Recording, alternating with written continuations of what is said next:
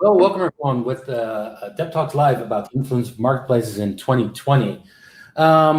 We're just about to get started, so if everyone can just hold on for a few more seconds until everyone joins, that will be great.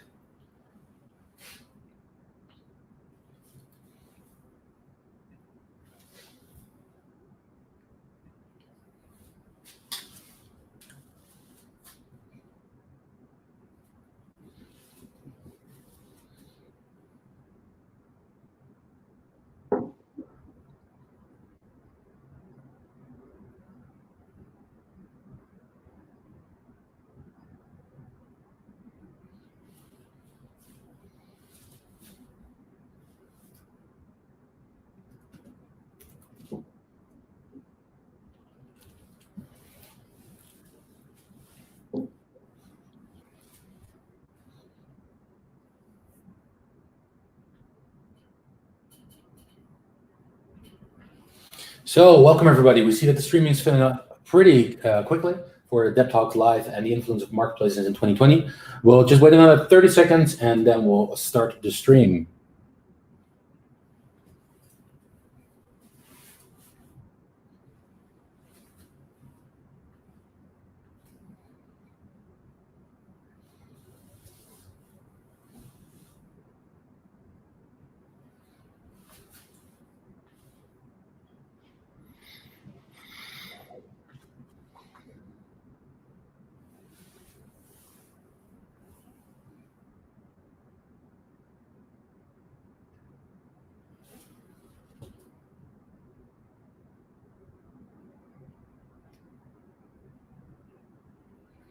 So welcome again, everybody. We're just about to get started.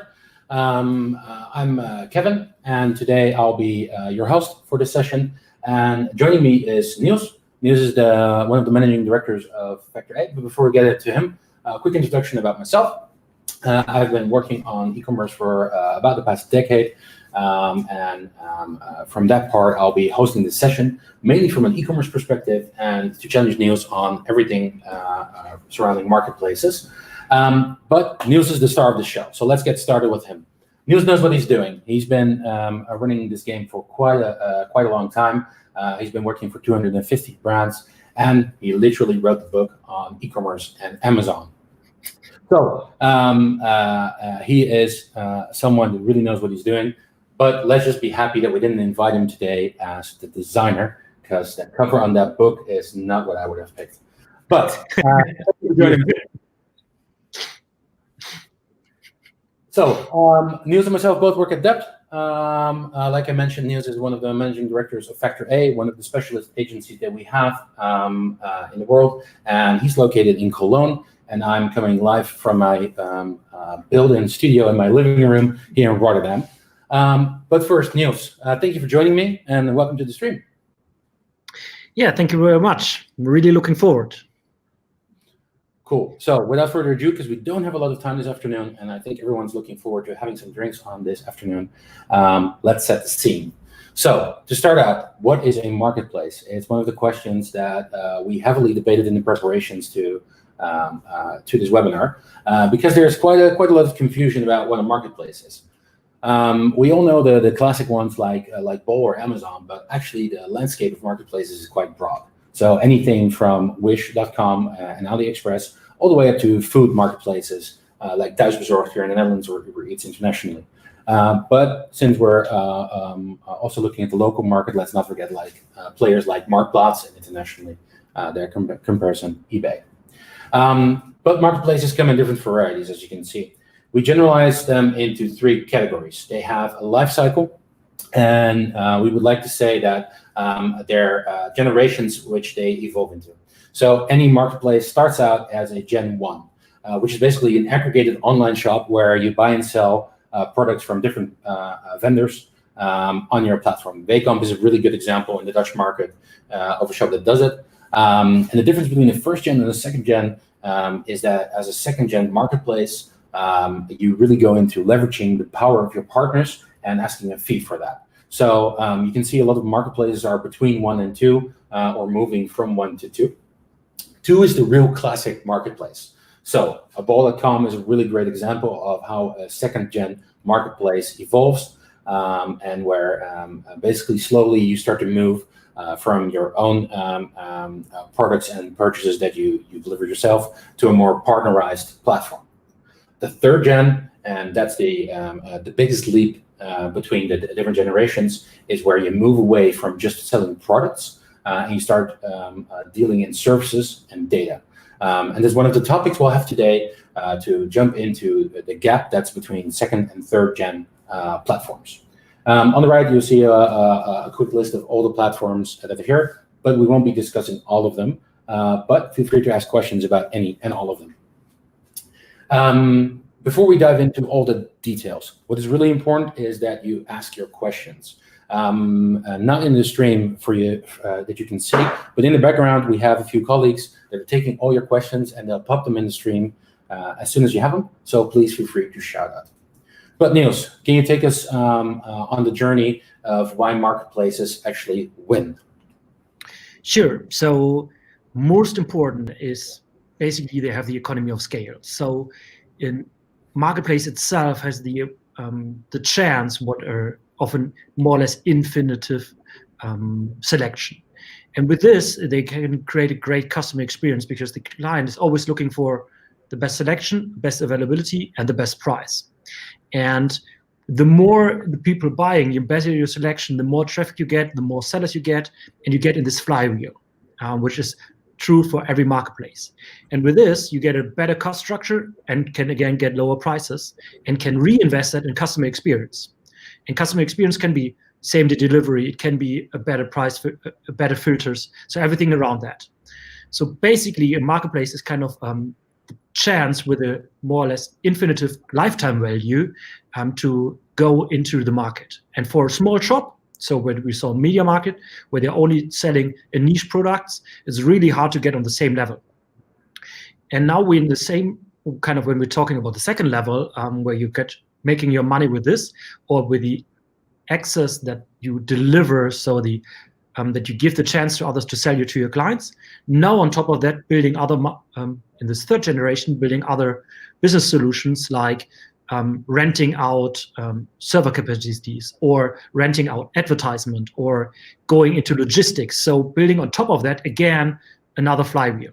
And this is basically why we see marketplaces itself are growing like crazy and outgrowing normal e-commerce shops. So to sum it up, basically, you can't beat a marketplace on lifetime value. And with this, if you're a classic shop and you're right now have to compete for the same attraction of your customers, you're in a really bad position. Cool. But of course, there are some ways around that, and I think we were going to talk about that later. Definitely. But first, there's an elephant in the room that we have to get out of that room. So without further ado, welcome to the Netherlands, Amazon.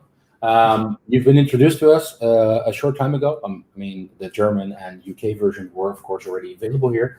But we have Amazon in here, and a lot of questions in the preparation from you guys in the stream were actually surrounding Amazon and how that looks like. But let's not only focus on Amazon. Let's focus on the entire play field of all the marketplaces. But we do want to answer some questions about Amazon and show the scale. But that's something that Niels knows a lot better than me. So Niels, can you take us through some numbers for Amazon? Sure. So just for the massive scale we're talking about, Amazon announced a 32 billion of gross margin for the last year. And this is without kind of everything what's happening on top and ran through the platform as a marketplace. If you compare that for second degree marketplaces like Otto, which are like a few billions, or like other local players, and this is kind of the whole scale we're talking about. And it's not that they are only there, they're kind of growing like crazy and reinvesting that. So in what they do and it did over time is they're always making more GMs, so making more sales in every division, not only the marketplace, but also everything they earn around that, and they reinvest that. And this is a really unique part, what you not see that often for a shareholder-driven company. So Jeff Bezos once said, like, every dime I put out of my company, out of Amazon, I would believe that it would be invested somewhere else better. So the only time he's selling right now his shares is to finance Blue Origin, so his plan to go to the moon and to the Mars. And where we are heading now is like Amazon is growing by 200 million per day. So when you're talking about like some of these offline players now thinking building an online shop for doing 50 million, doing 100 million, or maybe even doing 500 million in a year, but this is your 5-time plan, then you're in a massive problem right now, if you don't have a unique answer for that. And in the next gen, they're already there. So we are not only talking about everybody knows Alexa, but they're integrating this now in the whole new experience into TVs. So you have the biggest screen in the room now talking to Alexa, which you can use for advertisement again, full integrated system in everything which you have at home and on the go. And there's the philosophy is not, the Fire Phone, everybody laughed about it, but they keep on doing it. So the most of their developers right now are actually working already on the next generation, which we then again have to pay for. And this is what you can see in their advertising as well. They're right now the third biggest player in the market. So they grow like crazy. And if you see the curve, I think it will go even steeper in 2020, what we see, and they actually now a real player here in the market. Why is that? In the markets they are existing right now for longer, and this is not only Germany, but also UK and US, the latest studies show like 40 to 50% market share in e-commerce. And this is not product search anymore, what it was kind of part installed from Google, it's also that. That being said, there's a lot of impact here. There's the biggest player in the room, but of course there are others which you can use as well. Cool, thanks for that. So one of the things that we really want to touch on is what the impact of a third-gen giant like Amazon on a market can have.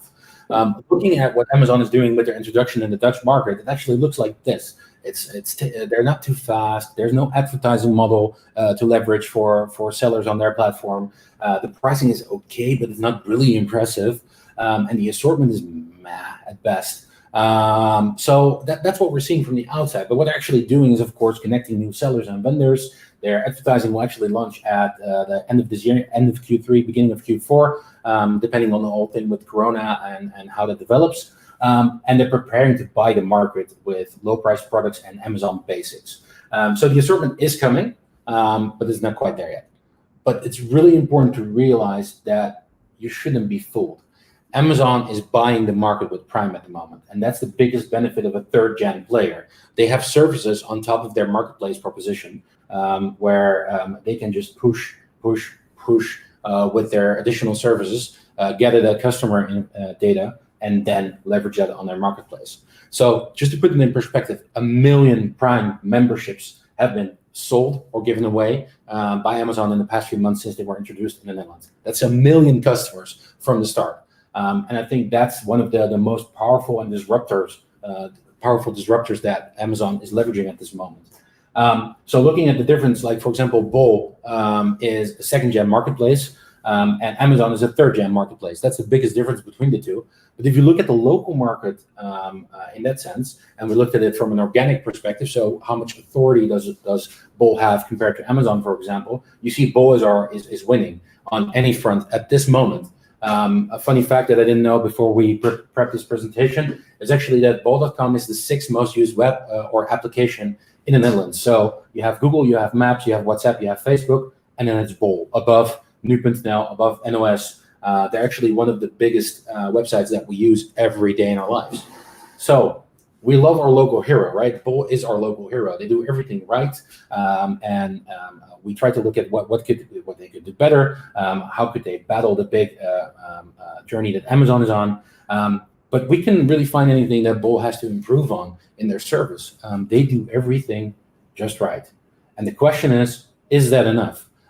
Is a platform as strong as Bol and the other brands that you see here? Are they strong enough to really deal with Amazon and their services level? Can you beat a third-gen platform as being a second-gen platform? And this is one of the questions we have for everyone, and we hope you share your opinion in the chat. So coming back, you have 3 levels of marketplaces, and it's a really big playing field.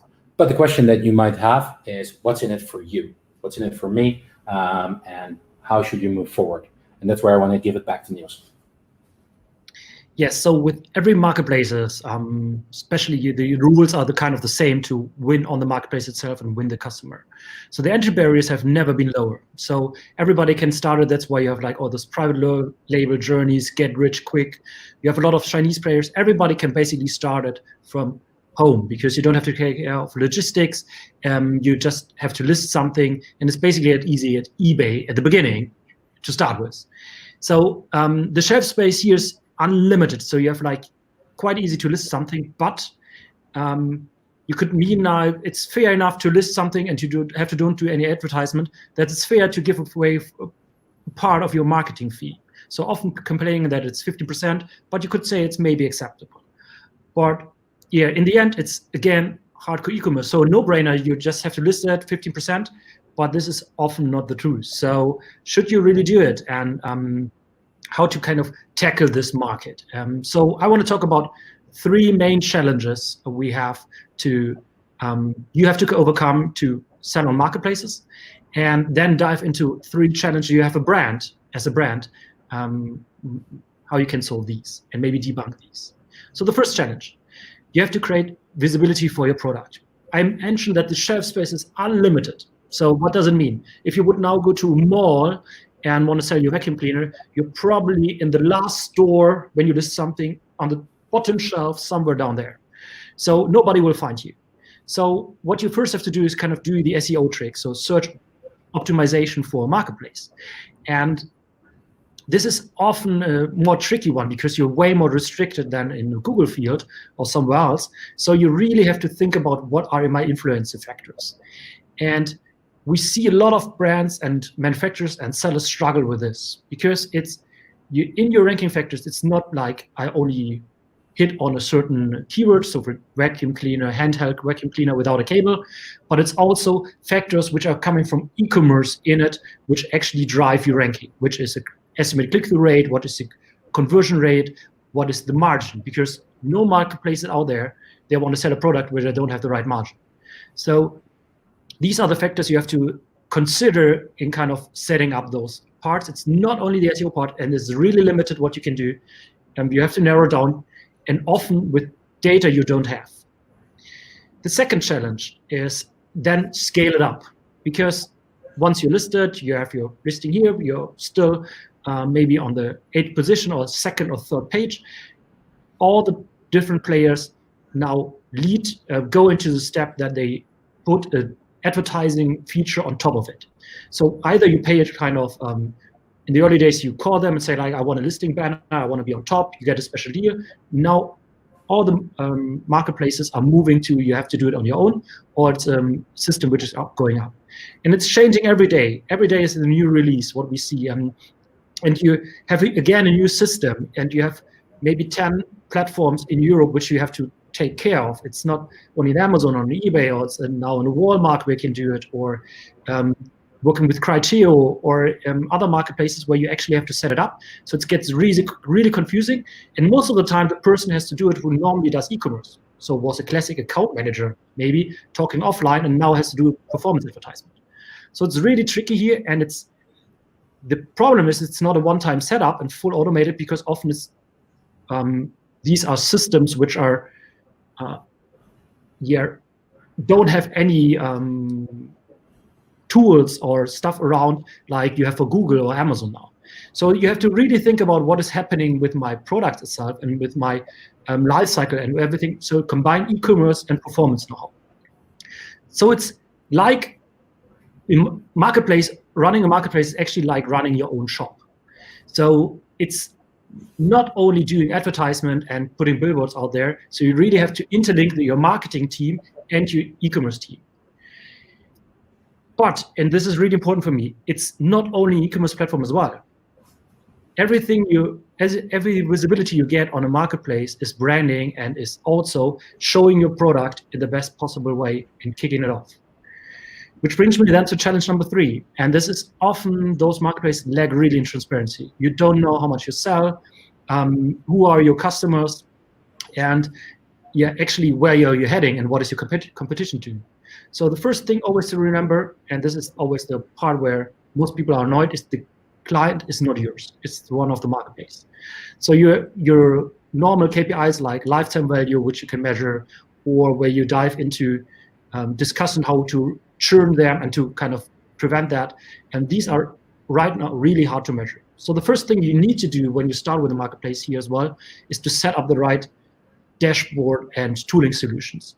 So behind that, if you try to run all different marketplaces, and especially Amazon with Excel, you're going to lose because it's not efficient.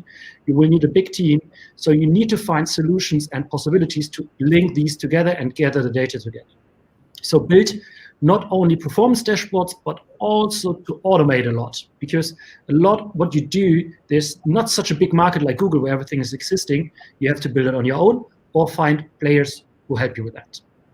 So to sum it up, the challenge first is you need to get organic ranking. The second is to really get a scalable setup to drive incremental sales to be visible. And the third one is you have to get the data together. These are the basics, just the front end for the client and to run your business without all the logistics and customer service. But we are focusing today kind of on the parts which are actually relevant for you as a brand, and which maybe you keep on not doing it. So really important, most of the marketplaces, they care for selection. So it's if you're an AA, AAA brand, so Apple, then they maybe care for you. But if you're a brand where you have products which there could be another vacuum cleaner which kind of had the same, then you're in trouble because they care for the customers. And the focus on the customers is always a problem that you can't really focus on the brand. So this leads us to more challenges as a brand specific. And the first one is, I have limited brand experience. So I heard so often that marketplaces looks like a flea market. Everything is, I don't want to be next to them. The guidelines are not there. Yeah, but their customers are there. So you have to leverage kind of what you actually can get to make the most out of it. And most of the marketplaces now see it as a business model again to give you the availability to create your own store, to create your nice landing pages, because it drives conversion for them, and for you it's important because they have brand budget for that. And the most important takeaway is here, if you're saying you sell not on Amazon, or you sell not on marketplaces because it doesn't fit to your brand, you're not only losing this part here, but somebody else will sell it. So for instance, Jan Superstore 1996. So there are other players and sellers out there who will put your product there with a picture you just took and put it up.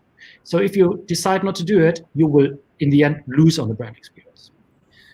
The second part is what I get all the time, and this is one of the most critical factors, is I can't control the price.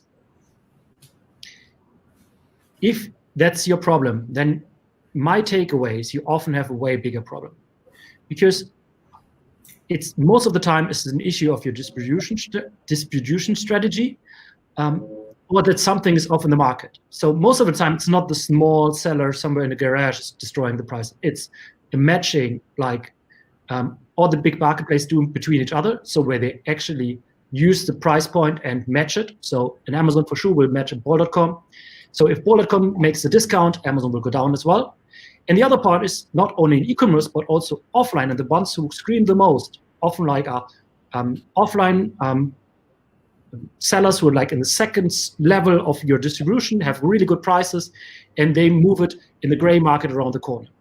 So those marketplaces in the end give you transparency of a problem which is already there, which was there, and most of the time the sales directors know of, but which is kind of, we don't care about it really because we are making money with this. And this is the same with cross-border parts.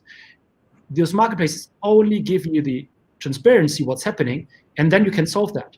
Then you can look into who is selling, who's not selling, is it a specific seller, where it's coming from. So from my point of view, it's not this is one of the worst reasons of saying I'm not selling on a marketplace, because they will sell it anyway. And if you look at the marketplace as the best transparency tool you will ever have, and you have to solve this problem anyway. And it's not the solution then to go into a seller model or go directly in a vendor selling to them. In the end, you're will always run into the same problem. So you have to solve that at the highest level. The third one is, you're just a product on the shelf. Yes, you are. So the thing is, if you're not there, the people will look for something different. So on those marketplaces, 80% of the searches, which are in most of the category, are not related to a brand. So what does it mean? The people are actually looking now for a vacuum cleaner. They're not sure what they want to have. Maybe they saw your social media ads or something, but they don't type it in. So they're not really, in your relevant set, they're not 100% sure. So if you're not there, they will take the first listings and basically choose by reviews on price point. So this is kind of what, in the end, some of your brands, so the trust why the person is want to buy brand is kind of to build the trust that the product is good, is in the end now the sum of the reviews. And it's only if you're kind of in a fashion or it's like really emotional loaded for these kind of products, this is not totally true, but for most of the products, so in most of the categories, this is actually the reality. So what does it mean when like these kind of crazy brands everybody knows in the world don't sell on marketplaces anymore, or say, we go back? So like it was big in the press, Nike said like we don't sell in the US anymore, or Birkenstock canceled their relationship with Amazon. In the end, what happens? Jan Superstore 1969 is selling it. So this is a screenshot from yesterday from Amazon DE where with all the Nikes, and it's all it's kind of the same, but you can't control it anymore. And that's the tricky part. So basically there's no or question if I'm selling or not, if you're not going into crazy lore setup with a selective market. In the European Union, it's more or less not possible in the long run, especially if you're a market leader. In the US, it's a different picture. There you can just decide to whom you sell. But in Europe, there's no, or it's always an and. And I've put a best practice example here. It's for JBL, they're doing a really good job winning the game outside of those marketplaces with running really great social media campaigns, linking them to their own store, and in the end integrating that with a really nice experience on Amazon, for instance, or bol.com in partnership to really drive the business there as well. Because the clients are there, and if you're not there, you will lose in the end, long run, and especially like in those categories, in the end, new brands which came up like Anchor with the headphones, they only had the chance because the other players denied it. Cool. So on all the things you just mentioned, I hear one theme, and that's basically that the data that you normally own as a store or web store owner is transferred to the platform, right? So that question remains in that sense that owning that data is not a done deal. And we all know that first-party data is being set as the new gold of 2020 and beyond. But if we go back to the beginning, one of the things you mentioned is that you cannot beat the acquisition budget of marketplaces because their customer lifetime value is a lot greater than you have as a niche shop, right? So how to reach your audiences in 2020 is one of the discussions we had. And if we think about what's happening in 2020, third-party data is actually disappearing. We heard stories about ITP and a cookieless world. But then we have first-party and third-party, but there's actually a second-party data stream that can be leveraged. So the question to all of you, what would you give to have access to all of Bol's or Amazon's customer audience data? What would you give up? Would you give up your slice of the cake, your first-party data, to get access to their second-party data?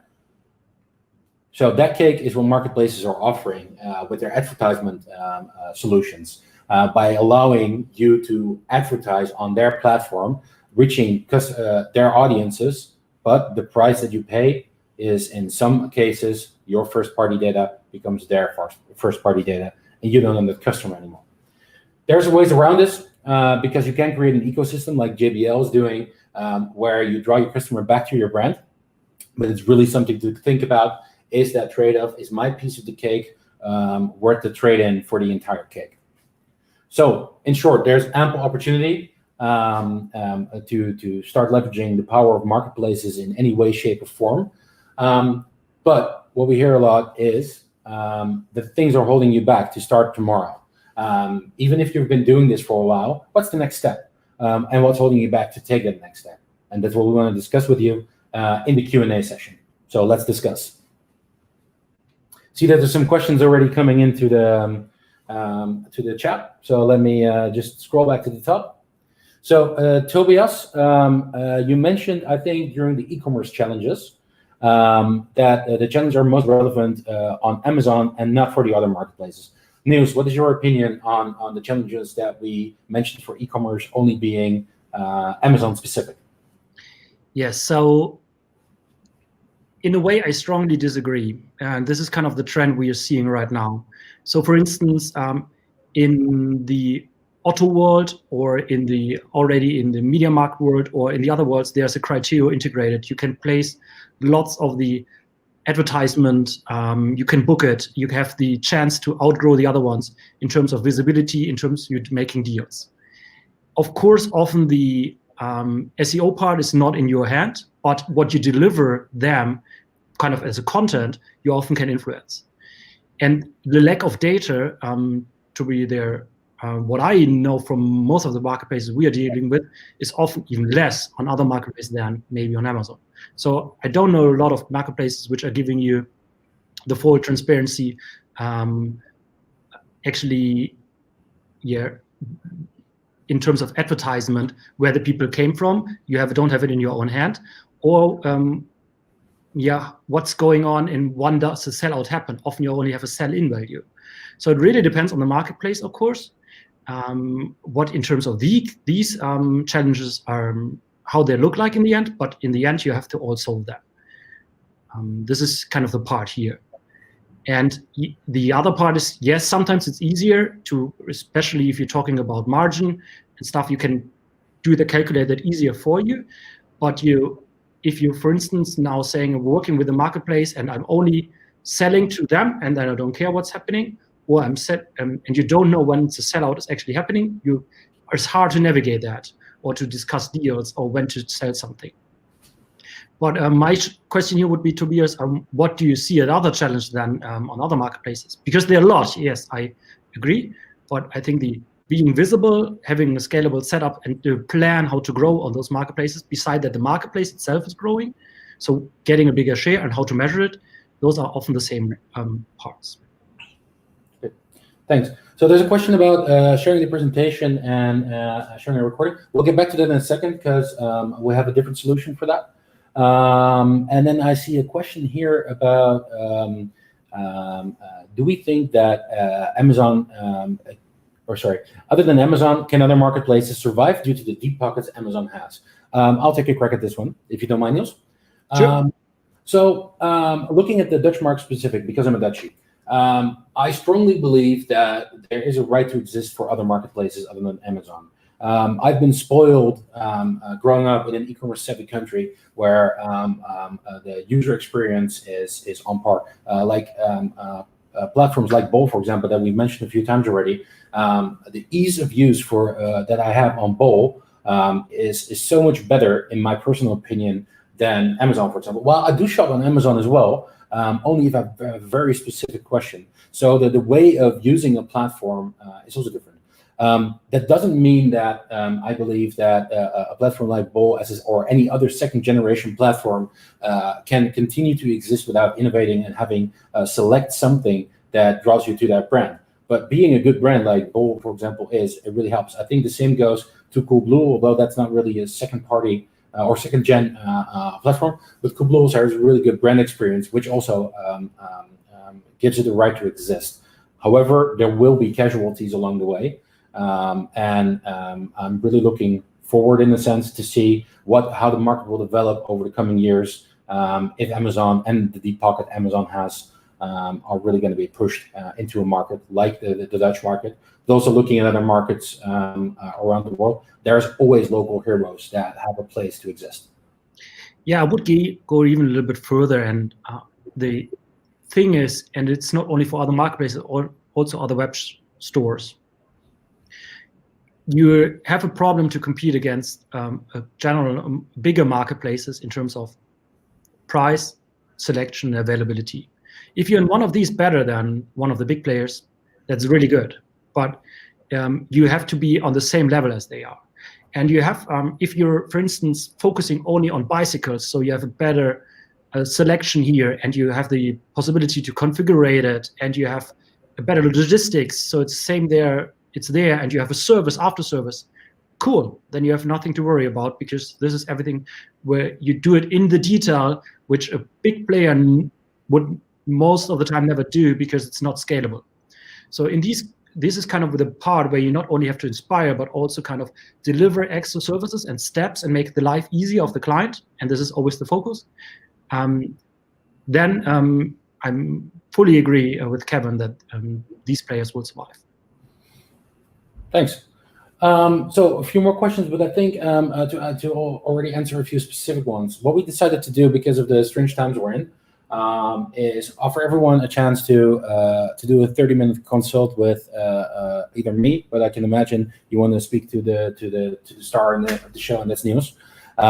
If you scan the QR code on the screen right now, it will take you to a page where you can book a 30-minute session to discuss your specific questions. Because I see some questions out here, for example, on recommendations for first and second party data, but also for dashboarding solutions.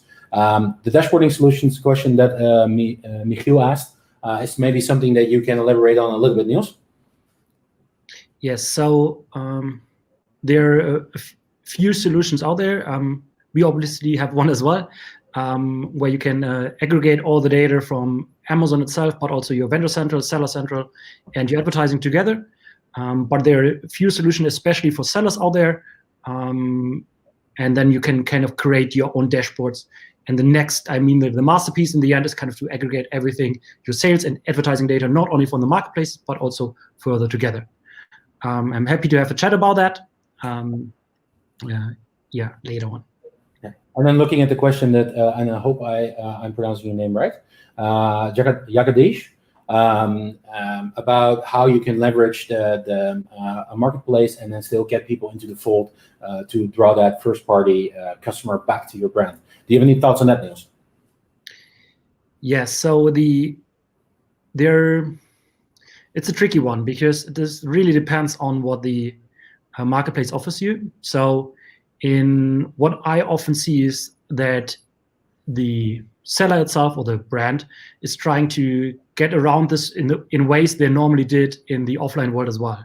Because when you're now selling to a supermarket, in the end, you don't meet the customer. So you don't own the customer as well. Or you're selling over distribution, third-party distribution. So what they often do is kind of having extra guarantees, having a subscription, using an app, so make you getting in the mode where you have to interact with your client. So that you have a reason, the client has a reason to register for something. And there are brands getting really creative about that. The easiest probably the getting a longer insurance for the product, but then there are different ways around, and this is kind of the step into the digital field as well, and getting more touchpoint and higher touchpoint frequency. So for instance, like an Adidas owning Runtastic, just to get the information about the user and knowing what they're doing to create this world around there. And then basically on marketplaces, if you're selling your food cans on a platform or in the offline world, in the end doesn't matter if you kind of interact with that. And these are always kind of the CRM solutions and tricks which you can do. Of course, Amazon is again a step ahead, that they offer you with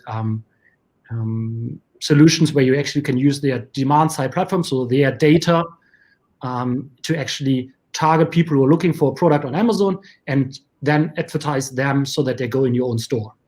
So this is possible as well. So doing link-out campaigns is called, but for most of the marketplaces, that's the way around is most of the time packaging and additional services. Yeah, so the key takeaway for me on this part is you should think beyond just selling a product, and just like third gen platforms are doing, also try to leverage services more than just product selling, right? Yes, that's correct. Thanks. So I see another question coming in from Sophie from Riviera Maison. What are the most successful product groups on Amazon? We sell furniture and home decoration, and I wonder if this is the right platform for us. Yes, so I would say yes and no. So it's one of the biggest categories on Amazon, but also, for instance, maybe as an easy step as well, Auto DE or the Auto world is a big player for that.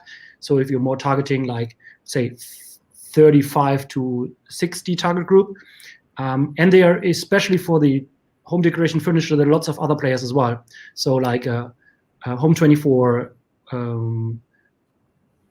West Wing, which is a little bit trickier one, a Wayfair. So there are lots of platforms for that. But of course, if you this category is growing like crazy right now, if it's not really bulky. So everybody's sitting at home and thinking to hang up a new lamp or to actually now doing the project. So it's the right category, but of course it's an endless shelf, and you then have to really do the trick is in that category to do the right advertisement, because it's the same with fashion. The people scrolling around, looking around, want inspiration. So the conversion rate is always tricky part here, but this is kind of then the next step.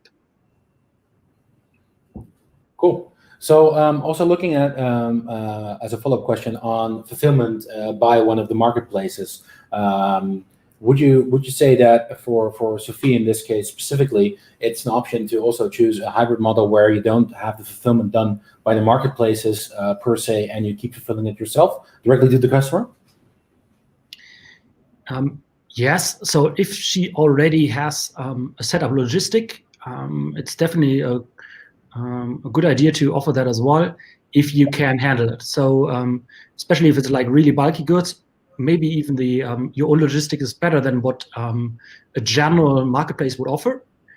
In most of the times, the specialized marketplaces for furniture goods are doing a really good job and can do it cheaper, so the scaling is better. But drop shipping or fulfilled by merchant, like the classic marketplace, like it's done with Alibaba or eBay, is always an option if you can do it to a price point where it's compatible. And we see that as a trend as well in some categories with bulky products, or right now, for instance, in whole France, where nobody's allowed sending anything else than essential goods, that the FBM or like fulfilled by merchant is the model to go here. Cool. So I don't see any additional questions coming into the chat. If you have one, pop it in right now. Just to round up, if you have any questions and you don't want to specifically book a session, feel free to contact us through the QR codes on the screen right now. And of course, we'll share everything you've just heard with you where we can. Please reach out if you have any questions, and I want to thank you for attending. Any last words from your side, Niels? Yeah, thank you very much. As always, yeah, really add me on LinkedIn. We're posting a lot of stuff, what's happening in the marketplace world, so you keep up to date. And yeah, thank you. If you have any questions, just reach out. Thanks, everyone, and hopefully talk to you guys soon. Bye-bye. Have a good weekend.